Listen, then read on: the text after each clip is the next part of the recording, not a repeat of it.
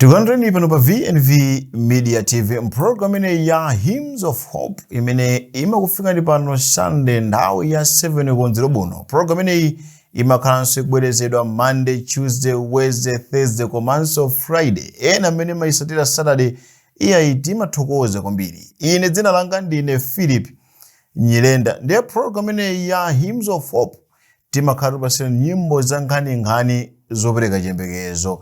Chikhalidwe chathu mu studio muno makamaka program ineyi timapereka moni kwa inu amzathu amene mukutionera mchigawo chakumwera muli bwanji kumeneko mchigawo chino chapakati komanso inu amzathu amene mukutisatira kuchokera ku north ku Mzuzu msumba wa Mzuzu muli bwanji kumeneko.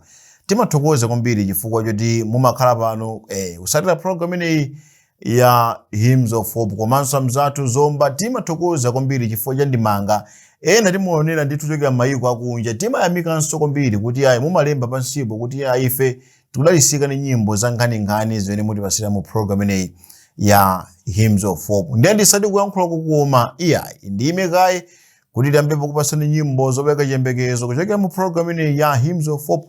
Kwa inu amzathu amene simunachite subscribe osayiwala ndithu kuchita subscribe channel chimenechi cha VNV Media TV kuti tikhale nalo danga ndithu nkuthekera kuonera ma program osiyanasiyana amene timakupasirani pano. Ndiye bwanji nyimbo imene itiyambire pano kukhale kuimba kuja kwa mzathu Souls of Hope. Souls of Hope atipasire nyimbo akuti tidzakondwa. Nyimbo imene imakamaka akufotokoza kuti imfa siku lina idzagonja kumwambako tidzakondwera. Mutisikimiza inu kuti ngati pali chinthu china chimene chimawawa kwambiri ndiye nkuluza okondedwa. Namvapo ena kuti zimaphweka zikakhala kuti zili kwa anzako koma chikakhala kuti chili pa iwe ndi pamene ndithu umadziwa kuwawa kwake komanso umadziwa ndithu ulu wake. Ndiye nyimbo imeneyi ingotilimbikitsa kuti lipo siku lina inu amzathu amene musabata limeneyi mwataya okondedwa anu ndikulimbikitseni pano kuti imfa imeneyi idzagonja ndipo tidzakondwera. Inu amene ndithu mukuona kuti basi mwina moyo basi zatekanso ndifuna ndikusikimizeni pano kuti siku lina zonsezi zidzagonja ndipo tidzakondwera. Souls of Hope.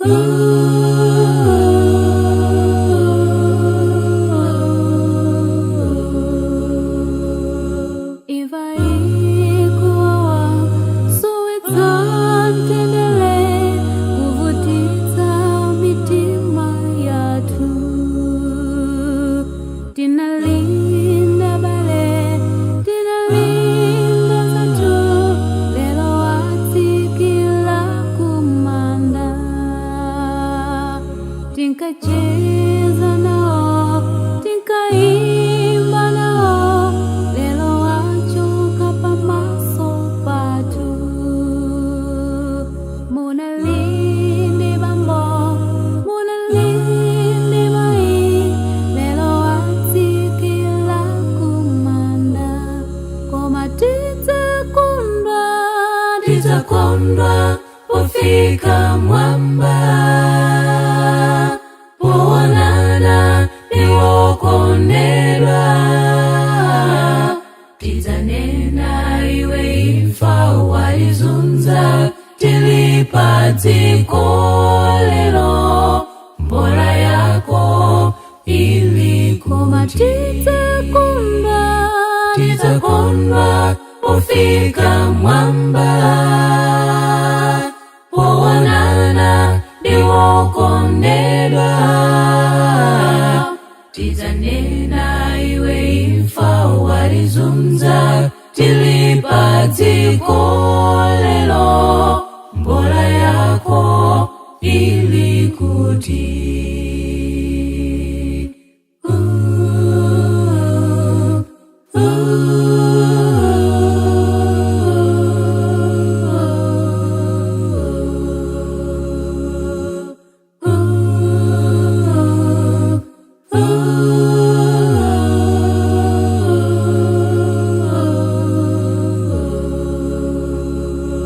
Tamve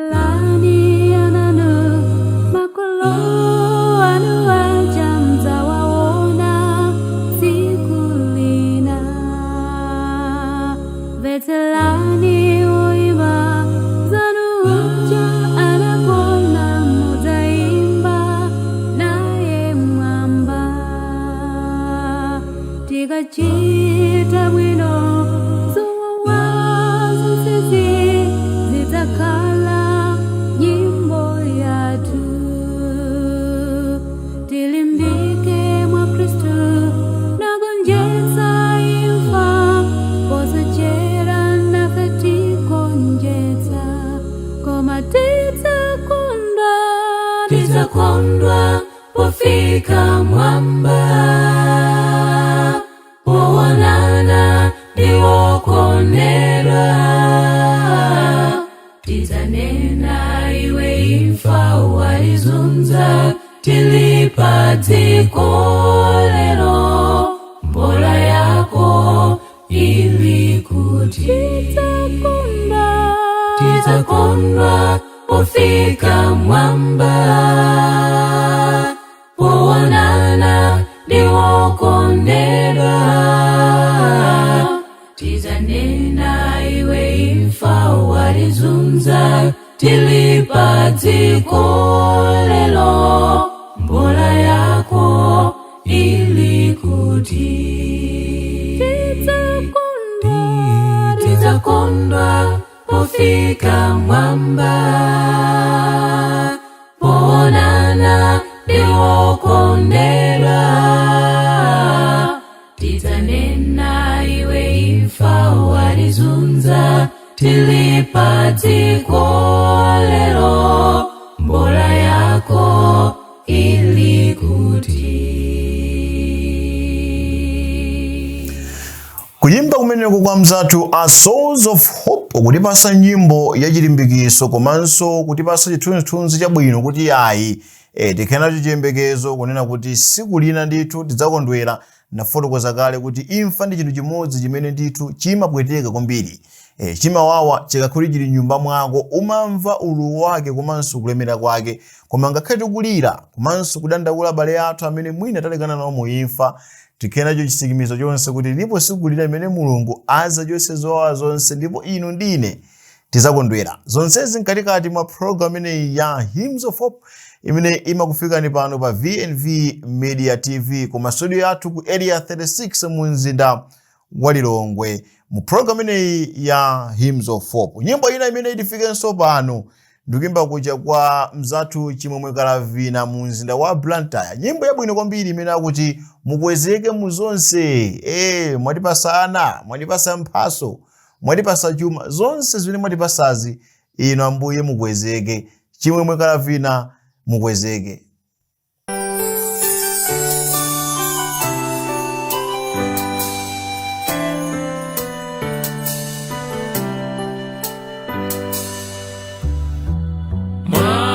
Mwandibwenza kunende kuti ndione inu, mwandibwenza kuimfa kuti ndikweze inu. Mukwezeke mumavuto mutendere, mukwezeke ndipembera kuti Mbuye nditsikene. Mukwezeke Mbuye Yesu nditsikene. Mukwezeke mumavuto mutendere, mukwezeke ndipembera kuti Mbuye nditsikene. Mukwezeke Mbuye Yesu nditsikene. Mwandipatsa banja kuti ndione inu, mwandipatsa ana kuti ndikweze inu.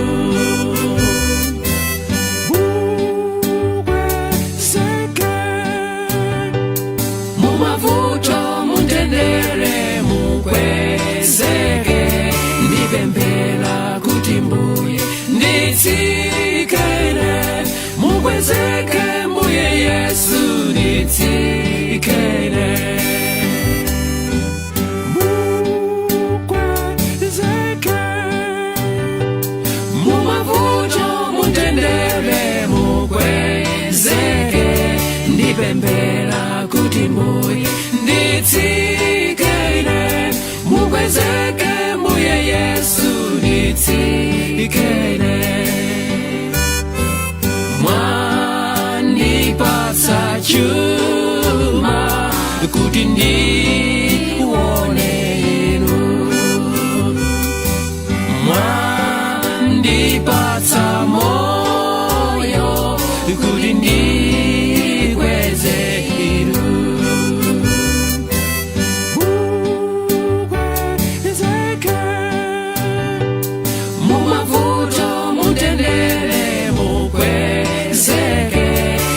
ndipembera kuti mbuye nditsikene mukwezeke mbuye Yesu nditsikene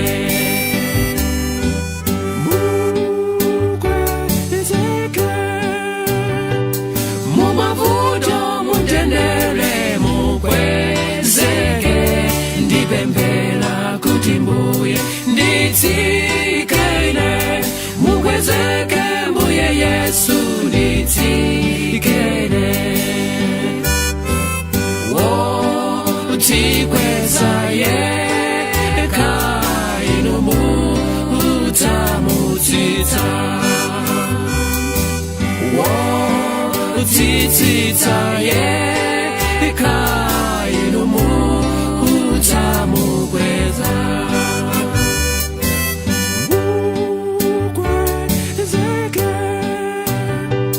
mumavuto mutendere mukwezeke ndipembera kuti mbuye nditsikene mukwezeke mbuye Yesu nditsikene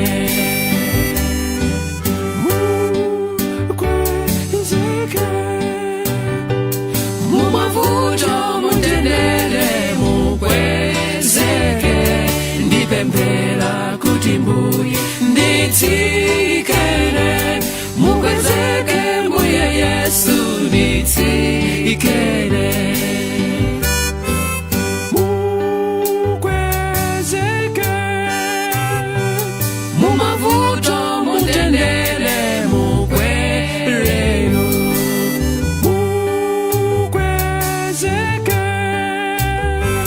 mumavuto mutendere nditsikene mukwezeke mukwezeke mbuye Yesu nditsikene.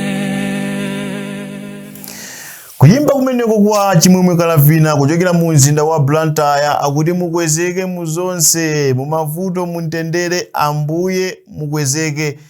Mwatipasa ndithu zonsezo kuti ifeyo tikuoneni, mwatipasa ana kuti ife tikuoneni, mwatipasa zonse ntchito china chilichonse chimene ife tili nacho Mulungu atipasa kuti ifeyo timone iyeyo. Nde ifeyo ndithu izikhala nthawi yathu ndithu kuti tizimulemekeza Mulungu mu zonse zimene amatichitira. Angakhale mu nthawi zimene nyengo zokoti sizili bwino, tiyeni ndithu timukweze iye. Akuti nthawi zonse Mulungu sasintha iyayi. Mwenyengo zonse amakhala nafe pazabwino pazoyipa, iyeyo sasintha ndi Mulungu wadongosolo amene china chilichonse amachipanga ndithu mwadongosolo. Zonsezi kufikani mu program ine ya Hymns of Hope, program ine timakhala tipasana nyimbo zopereka chiyembekezo, nyimbo zopereka chiyembekezo zimene zimathandizira ndithu kuzindikira kuti ayi muzonse zowawa zimene tikumanizana nazo, angakhale ndithu muzotani zimene ife tingathoganizira, koma ndithu chiyembekezo chilipo kuti zonsezi zowawazi zizatha. Ndipo inu ndine tizayimba ndithu aleluya kuti ayi Ambuye mwatipyolesa muzonse zimene ifeyo zimatipinja. Program ine ya Hymns of Hope, nyimbo inanso imene idifike pano mu program ine ndikuyimba kucha kwa mzathu 241 atipasire nyimbo imene akuti Deka.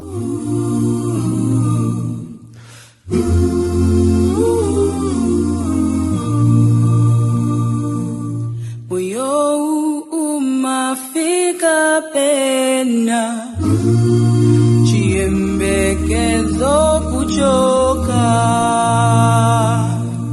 kuona momwetu mavuto adizingira mzikoli,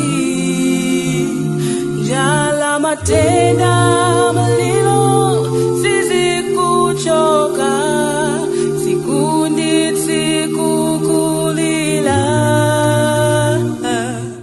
Fata popeza Yesu Kristu akuti watu zonsezo ingodeka ingofata Yesu ni wachikondi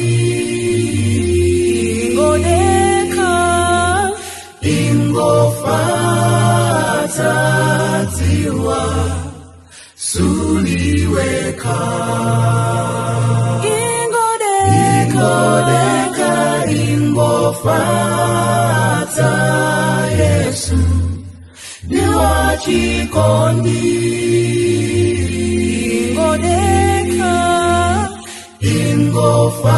ingofata tiwa suliweka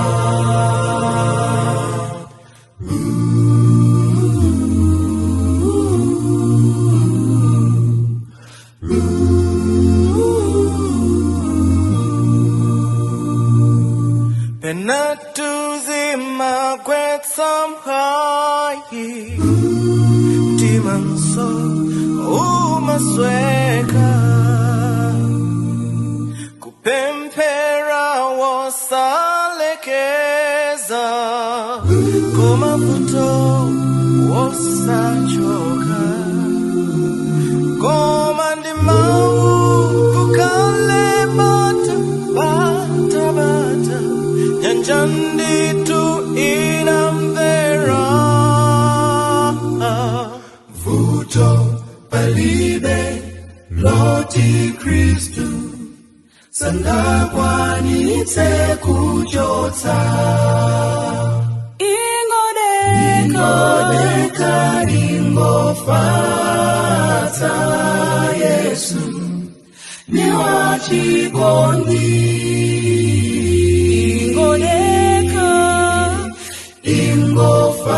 ingofata tiwa suliweka ingodeka ingofata Yesu ni wachikondi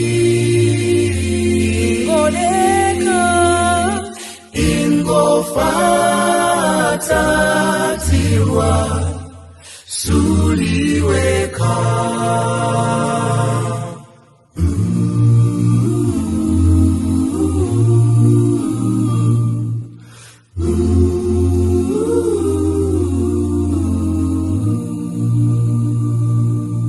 Kuyimba kumeneko kwagulira 241 kuchokera mu mzinda wa Lilongwe pa Galiva SDA Church akuti dekha Mulungu yakudziwa ndithu zonsezo iweyo tangofasa takupeze mtima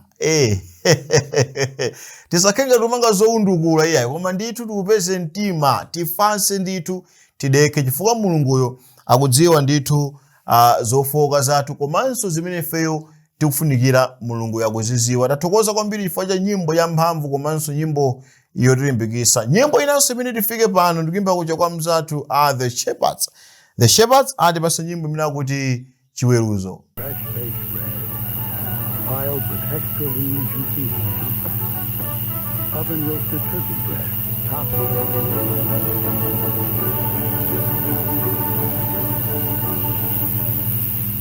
Kuyimba kumeneko kwa mzathu The Shepherds, nyimbo yabwino kwambiri imene akuti chiweruzo. Kutifika katikati ma program ineyi ya Hymns of Hope sitikudziwa mzathu mdzero buno kuti program ineyi mukuyidalisika kuti mukuonera kuti komanso ili mukhala nacho chembekezo mbali yakuti kungolemba pansipo kuti ayi ife tikuonera kuchokera kwakuti kapena nyimbo zimenezi zikutidalisa motere ife timakhala pano okondwera kwambiri. Nyimbo inanso imene tifike pano tikuimba kucha kwa The Heritage Sounds kuchokera mu mzinda wa Lilongwe, nyimbo pena kuti akubwera. Musa kaike Yesu akubwera yang'anani kumawa tambola tekuka Yesu Kristu yatumika mutandero kuwana kwake lembelero isosili naone akubelela ine akubelela iwe usaumize mtima wako tegula kuti alowemo usazatsane tikulo pobwelaye mu mitambo akubera akubelela ine, akubelela iwe, usaumize mtima wako, segula kuti alowemo, usadzatane tsikulo, pokwelaye mumitambo, pokala mumasautso, uti Mlungu kulibe, koma dziwa mbalewe, Mulungu alipo, awayagwa yawe yake asamala samalo, akutatengafe kupita kumamba, akubelela ine,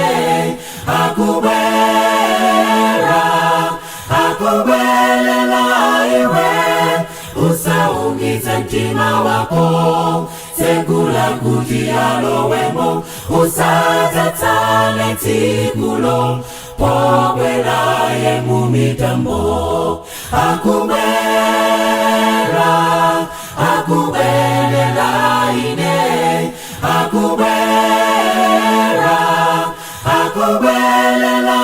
iwe, usaumize mtima wako, segula kuti alowemo, usadzatane tsikulo, pokwelaye mumitambo, usadzatane tsikulo, pokwelaye mumitambo, usadzatane tsikulo, pokwelaye mumitambo.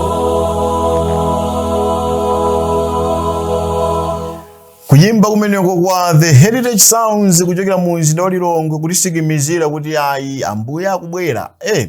Tipo anthu ambiri amene timangomva iya Yesu Khristu abwera posachedwa kale kuchokera ma 19 chakutumo, ambiri ndithu maulaliki kapena mauthenga amene akhala kumvera ndongoti Yesu Khristu akubwera.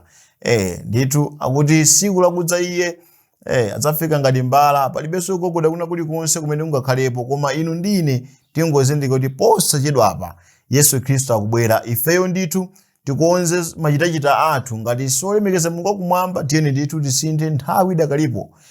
Ngati zoyankhula zathu zikusonyeza kusaonesa kuti Yesu Khristu akubwera, tiyeni tisinthe, tionese mu zoyankhula zathu kuti Yesu Khristu akubwera.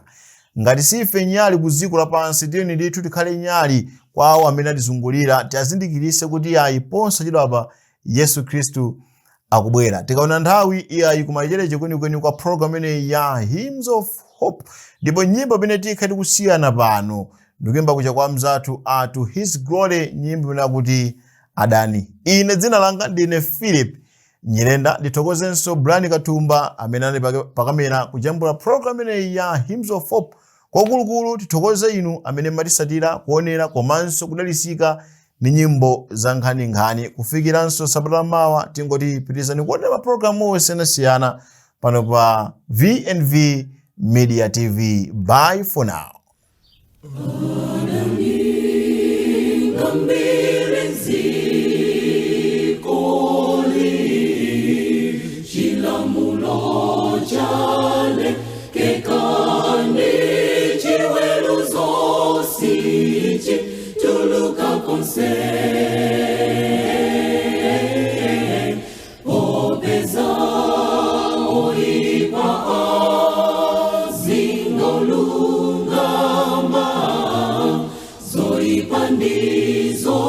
Chuluka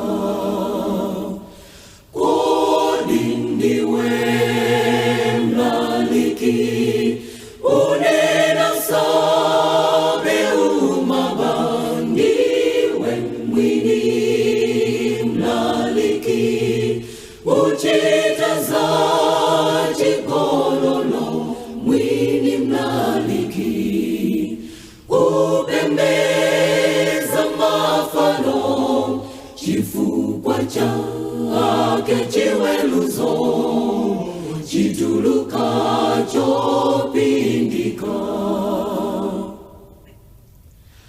olalika opunzisa ndife otumilwake milomo ya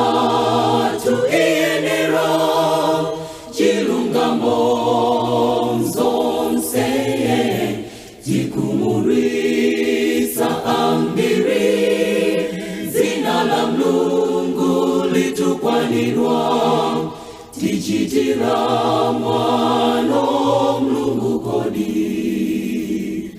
kodi ndiwe mlaliki unena sabe umama ndiwe mwini mlaliki uchita za chigololo mwini mlaliki upembeza mafano chifukwa chake chiweluzo chituluka chopindika zuka wefutuka pazoipakala maso wanirisa utumiki wako impazo wawanzonse zula chenjeza amakani ndionyengawo aziwe nkwiyo wa Mulungu wayandika kodi ndiwe mlaliki unena sabe umaba ndiwe mwini mlaliki uchita za chigololo mwini mlaliki upembeza mafano chifukwa chake chiweluzo chituluka chopindika kodi ndiwe mlaliki unena sabe umaba ndiwe mwini mlaliki uchita za chigololo mwini mlaliki